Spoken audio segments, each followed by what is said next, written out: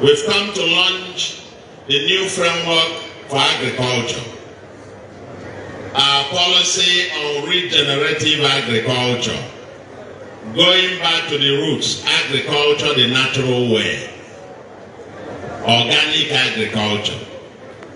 And number 3, to flag up the launch of some further new initiatives in agriculture. We are trying to reenact the palm revolution. Palm revolution built the former eastern region.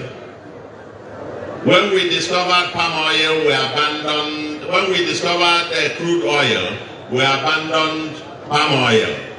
And now crude oil is out.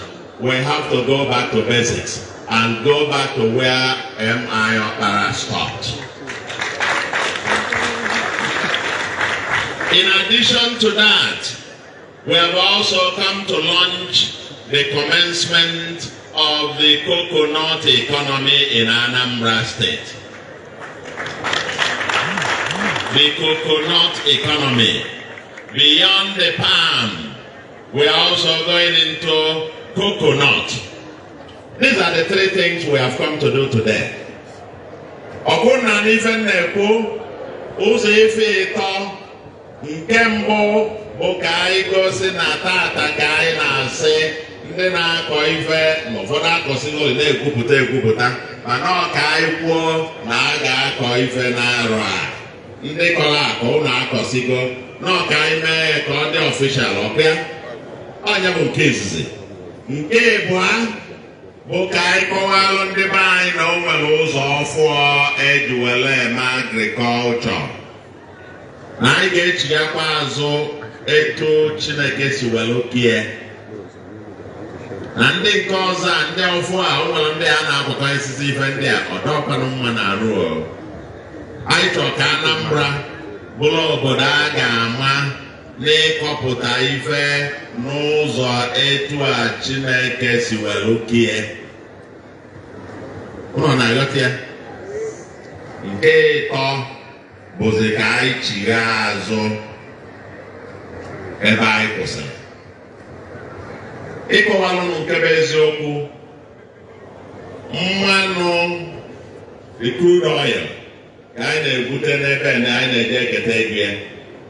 Ọnwa agwụrụ agwụ enwero kọbọ si n'ego mmanụ wee bata Anambra ma ọ batala any steeti ma ọ batala federal government. Ego mmanụ bụ 0.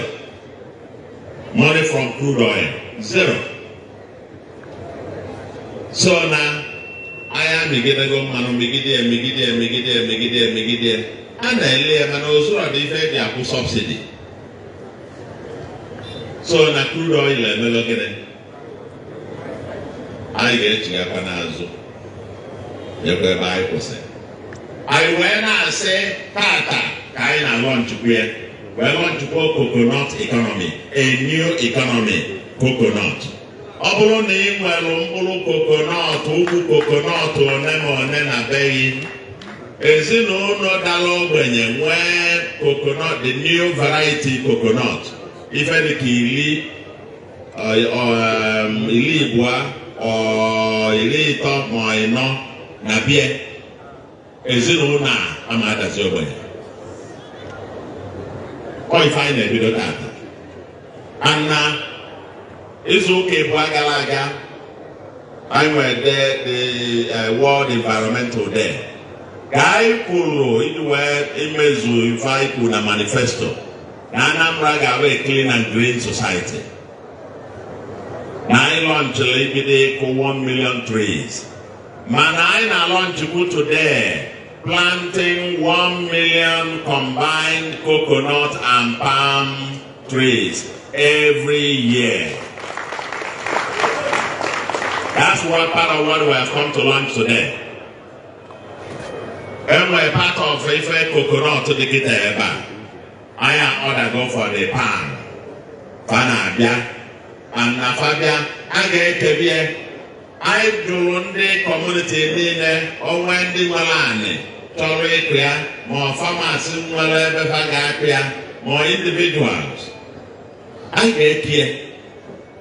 schools, churches. Ndị ọbụla nwere ebe a ga-akụ ya, anyị akụọ ya, gaa into partnership with the state government. Otolite, ọ bụrụ 60-40, bụrụ 70-30, anyị ekwuo nke unu ga-ewelu, gọọmenti ewelu nke ọzọ. Our estimate, when I continue for the next 10 years, we'll plant 1 million such trees. Anambra State will be earning hundreds of millions, if not more than $1 billion worth of export from these commodities every year, if we do this. That will be part of the new economy. That will be part of the new economy. We are going into technology, industrialization, leisure, entertainment. But the traditional economy is not yet out. We have to maximize our potentials from the traditional economy. And that has to be agriculture. Anambra State government would like to support and partner with the federal government of Nigeria in the drive for diversification of the sources of foreign exchange. And the one that comes readily, with little effort, the low-hanging fruit is agriculture. And palm and coconut will be the game changer if Nigeria embraces it, and Nigeria will have to embrace it beginning from Anambra State. We are launching it today. The coconut and palm economy will be major game changer in terms of diversification of sources of foreign exchange. And that's why what we have come to launch today. We've ordered them, hundreds of thousands of both will be coming in the next couple of days, and they will be distributed next year. If you have the land and the place to do, we will order for next year early enough, and we will also have 1 million distributed early next year for planting. And they will start fruiting after 3-4 years. 3 years, 4 years, they will start fruiting. So in the next 4 years, we will start harvesting the ones planted this year. The ones planted next year will start harvesting maybe in the next 4 or 5 years. And Anambra, the ecosystem, the agro-allied industry that will be processing this will begin to emerge. Anambra will become a net exporter of palm produce and coconut produce. This is part of why we have come here today. So, ndị ọrụ ugbo ife anyị bịa bụ ka anyị si unu jisi n'ike arize unu. Anambra na-eme ọfụma ife gbasara rice. Anyị na-eme ọfụma ife gbasara cassava, abacha. Wow. Hey, abacha mo ndị na-erika ya ndị African former deputy governor. Emo bọsai my inauguration. No, abacha ụmụ nze ka ata. Kama mazi mfana ndị ogbu nka ma ndị zone a maka ebe akụkụ a ide Urumba South ndị mba anyị mesịa ihe ọsọ ya nye ya emecha atara abacha mara na ikwe ezira ọ na-ene mbụ ọ sị na ezira nwe n'ọka a na-ekwuzi emesịa mmetalụ nke ezira ewe mma ma eziokwu. Afụgo m ebe ndị na-akọ akpụ abacha, afụgo m ndị na-akọ rice, afọ akpagharị ma ndị na-akọ azụ, ma ndị na-akọ ejula, afụgasịrị m ife niile a na-akọ akụkọ ife niile juru na be anyị. Fantastic. Onye akpagharị bịara jee kpagharị ebe fa display ife a emesịa igwe nya afụgo nya emesịa nọwa ya kpagharị ejegharị afa tụnyelụba mmesịa ife a ga-eme ife fa bupụtara ebe erika onye na-ana ọba dagịnị zụrụ ofu aka ga-eme oge harvest season anyị chaghị ata bọ made in Anambra, made in Anambra. or Makachi, kedu ndị Anam, kedu or Baru na Anambra West in particular, you know, Anako Jieba. So, if I tell Kaisi or my Nanyabo or Vidogo, always make agriculture, Bolope again at the bedrock of the revival and sustenance of our new economy. A traditional sector, agriculture, we must maximize its fullest potentials. For Nigeria, it accounts for about 36% of employment and for about 23% of our national income. Agriculture, we've got to get it back. We abandoned it, but now out of necessity, we have to go back. That's why we have come here today. Ndi Anambra, shall we? Ndi Anambra, the new economy, the new coconut economy and palm economy, shall we? Thank you very much. Ozode kiaze, kipa zonge kuze, be kwano na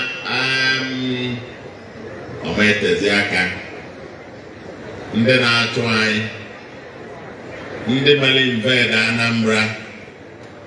Ọ bụrụ na ụnụ nọsi ebe bụbu war front, ọ dịkwanụ nka rịpọtụ m na-enweta dị ka sị na ọ na-eme gịnị, ọ na-agbada. Ọ na-agbada ka ọ na-agbada? Ọ na-agbada? Aka na-eme mbido. Ọ bụrụ ọsọ mgbada ka ọ ga-agbada, it will disappear. It took 3 years for us to get to where we are, or where we were. It will not disappear in 3 months. It will take months of concerted effort, concerted pounding on the criminals.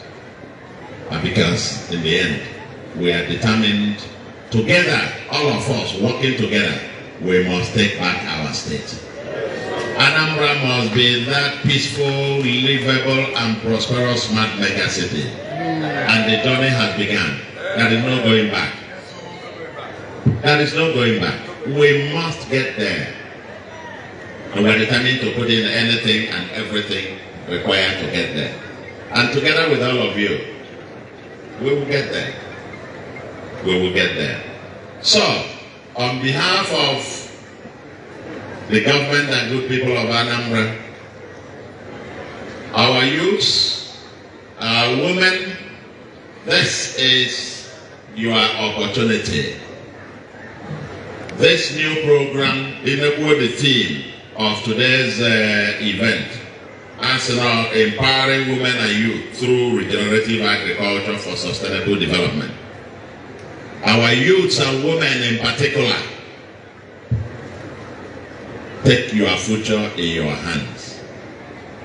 Plant 50 or so palm and coconut today, tomorrow. That household is out of poverty. The income stream after 3 years is a sustainable one. Ote ayi no de iwe toothpick no de ona aminada. Bo iwe toothpick na deze bi na de. Bo continue the mobile the industries that will be processing them will be emerging. Coconut is one of the healthiest in terms of health. Coconut oil, coconut water, coconut even the flex, and so on and so forth. Oh, it's a winner. But the revolution has begun because the solution is here. Solution is here. The revolution has begun, and our agricultural sector will not be the same. I want to thank all of you for coming. For coming. This is no Anambra Amaka. Anambra ya continue. We are an A state. We can't be a B state. And we have begun the lead. I was as here. I got my more bella. And when they divide, okay. No, sir. Organic. Other election. Organigram, only other election. Itu rani only I'll say other election. And I can't win with them organigram. We pass the election. No, sir. No. But if that one, about that. What's wago? It was everybody.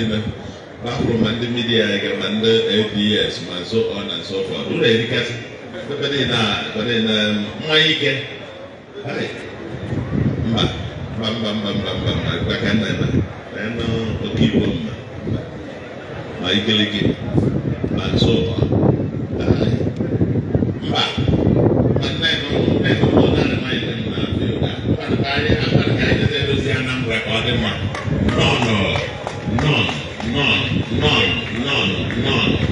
None. Thank you very much and God bless Anambra. The solution. Mr. Governor.